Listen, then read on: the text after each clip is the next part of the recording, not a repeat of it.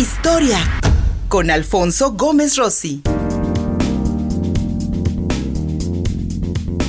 Hacemos una revisión histórica como cada lunes con el doctor Alfonso Gómez Rossi. Hoy hablaremos de la batalla de Monterrey, un pasaje de la historia, mi querido Fofi, que yo tenía un poco perdido, pero que nos habla mucho de este conflicto bélico que existió entre la recién formada República Mexicana de 1846 contra el ya poderoso ejército de los Estados Unidos. Alfonso Gómez Rossi, bienvenido, buenos días. Hola, buenos días. Sí, es uno de los temas desconocidos para nosotros, yo creo que aquí en el centro de la República, pero no desconocido para los regios, ¿no? Porque si uno busca en YouTube va a encontrar muchos videos sobre la historia, ¿no? Es un pasaje de la historia del que se pueden sentir orgullosos hasta cierto punto. Ahora bien, vamos a contextualizarlo. ¿Qué fue lo que pasó? En 1846, el gobierno del presidente Polk de Estados Unidos ya había anexado a la República de Texas a lo que es Estados Unidos. Ahora bien, lo que no quedaba claro era cuáles eran las fronteras entre Estados Unidos y México. De acuerdo a las leyes mexicanas, el estado de Texas solamente llegaba hasta el río Nueces. De acuerdo a la República de Texas, la frontera natural era el río Bravo.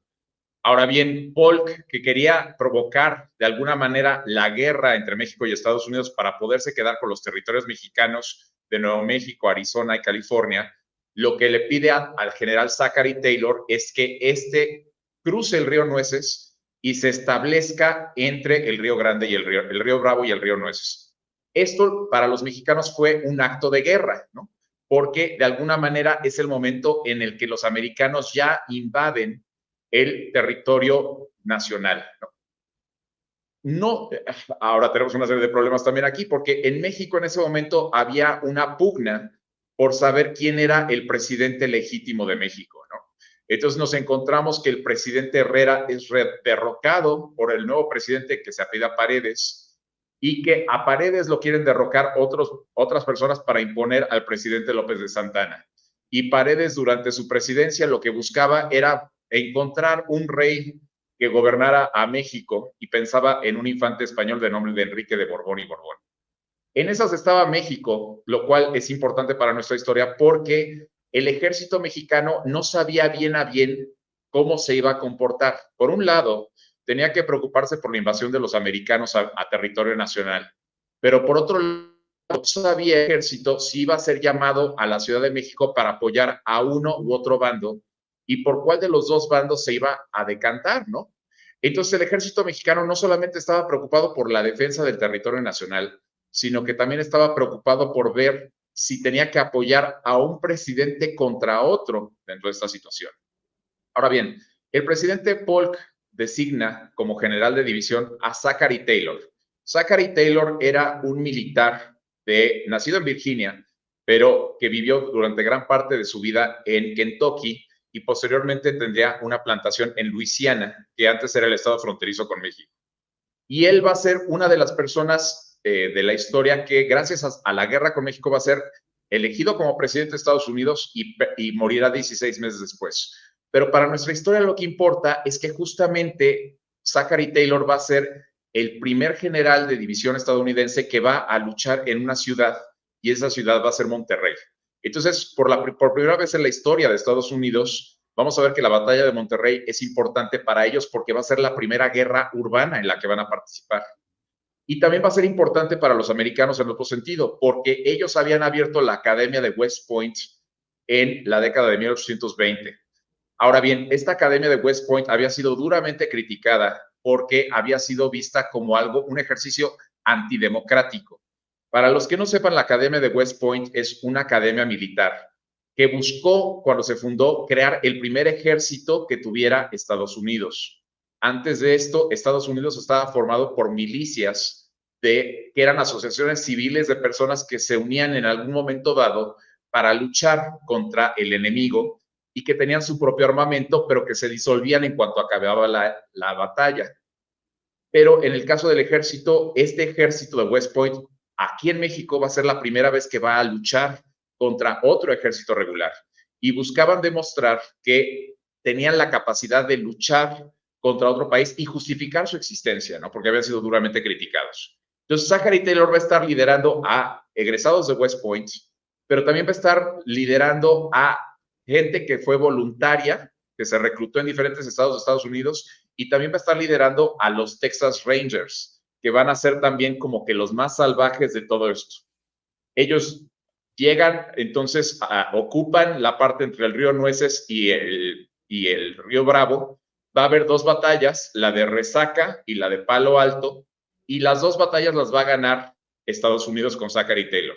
Ahora bien, en ese momento el general mexicano era Mariano Arista, que es interesante, es antepasado directo de los Mastretta, ¿no? Así que tenemos un vínculo con la historia de los poblanos allá. Y él va a perder ambas batallas, por lo que se le va a llamar a México para que justifique por qué se perdieron estas batallas, ¿no? Y aquí lo que vamos a hacer los mexicanos es algo que hacemos mucho. En lugar de tratar de encontrar la manera de arreglar la situación, lo que hicimos fue ver a quién le podíamos echar la culpa de las derrotas que había sufrido el ejército mexicano. Entonces, Mariano Arista se le va a quitar el mando a él y va a quedar en su lugar un general de nombre Pedro Ampudia, que nació en Cuba, pero que luchaba a favor del ejército mexicano.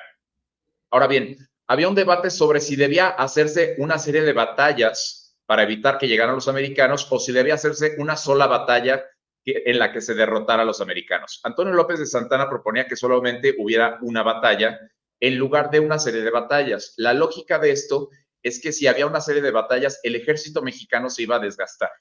No iba a haber suficiente armamento para todas estas batallas y ni suficientes hombres. Pero se decidió que se debería de defender la plaza de Monterrey. Monterrey era llamada por los americanos el Gibraltar de México. ¿Qué es el Peñón de Gibraltar? Es un peñón que separa al mar Mediterráneo del Atlántico y que se encuentra justamente en la punta sur de España y que siempre era un lugar para defender los intereses de ciertos grupos, ¿no?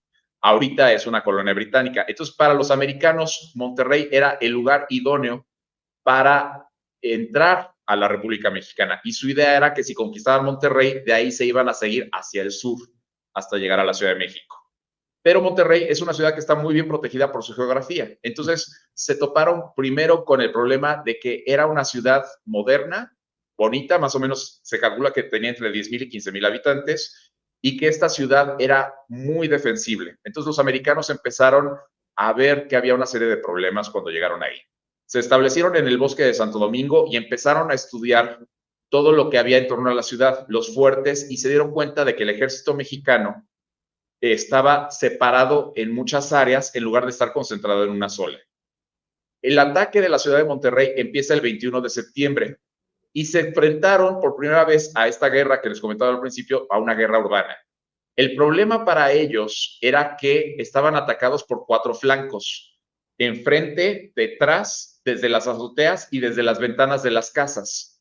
Entonces, ellos nunca habían experimentado un tipo de guerra así y el primer día de la batalla van a enfrentar varios problemas por esto y varias bajas justamente.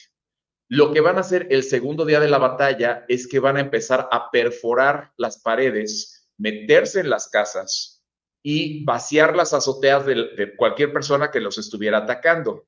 El 22 y el 23 estuvieron peleando. El 22 consiguen el Cerro del Obispado y para el 23 en la noche los mexicanos ondean la bandera blanca para pedir la paz, ¿no? Ahora bien, el general Zachary Taylor está dispuesto a negociar con los rebeldes y negocia con Pedro Ampudia que se les deja retirarse de la plaza con el honor intacto, ¿no? Se pueden llevar su artillería, se pueden ir de la plaza y la plaza se va a quedar para los americanos. Los mexicanos se van el 25, en un día como ayer, y los estadounidenses empiezan a hacer una serie de hechos violentos contra la población, que hoy llamaríamos de violación de derechos humanos, ¿no? En contra de la población. Ahora bien, la batalla de Monterrey va a ser decisiva para el gobierno de Washington, porque el presidente Polk va a ver esto como un gran error. Para él, lo que le importaba era que el ejército fuera avanzando hasta llegar a la Ciudad de México y no le daba el Congreso la facultad de negociar la paz o un armisticio con ningún grupo bélico. Entonces, lo que va a hacer Polk es empezar a retirar al ejército de Zachary Taylor, que se va a quedar en el norte, y lo va a unir al general Winfield Scott y van a usar esa parte del ejército para atacar por Veracruz y posteriormente por Puebla, ¿no? Vamos a encontrar que en Monterrey entonces se da un cambio en la política de la guerra de Estados Unidos contra México, precisamente porque Zachary Taylor es visto como muy pacífico, y digo pacífico entrecomillado, y, y se busca entonces que la invasión ya no sea desde el norte, porque se ve como muy agreste, muy peligroso, y se haga a partir de Veracruz. Entonces, esta es la importancia que va a tener Monterrey. Y lo interesante es que la estrategia que desarrollan los americanos en Monterrey de hacer hoyos en las casas, meterse y vaciar las azoteas, va a ser la estrategia que van a seguir en Irak en el 2003, cuando Schwarzkopf determina que esta va a ser la estrategia que se va a seguir.